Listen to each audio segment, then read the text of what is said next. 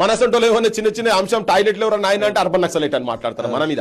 విచిత్రం ఏంటంటే వాళ్ళకు వత్తాసుగా వాళ్ళకి వాళ్ళకు అడ్వకేట్ చేసిందే ఈ ఇక్కడ మెదక్ ఎంపీ రఘునందర్ బీజేపీలో ఉన్నాడు. ఆయన బీజేపీ ఎంపీ.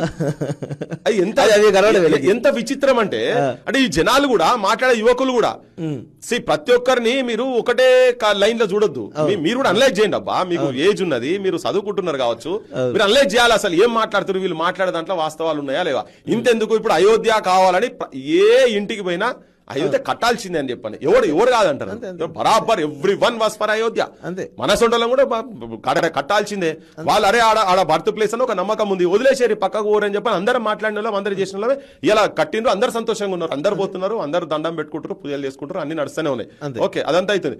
కానీ అసదుద్దీన్ ఓవైసీ ఎట్టి పరిస్థితులు అది మాత్రం అయోధ్య అక్కడ ఉండనే ఉండదు, బాబ్రీ మసీద్ అక్కడనే కడతామని కట్టిన తర్వాత మళ్ళీ స్టేట్మెంట్ ఇచ్చినటువంటి అసదుద్దీన్ నువ్వు వేరే దేశాలకు పంపిస్తావు నీ గవర్నమెంట్, మేమేమో మీకు యాంటీ లెక్క మాసంటోళ్ళంగా అనిపిస్తాం. అసదుద్దీన్ మీద యుద్ధం చేయరు, అసదుద్దీన్ మీద యుద్ధం చేయరు.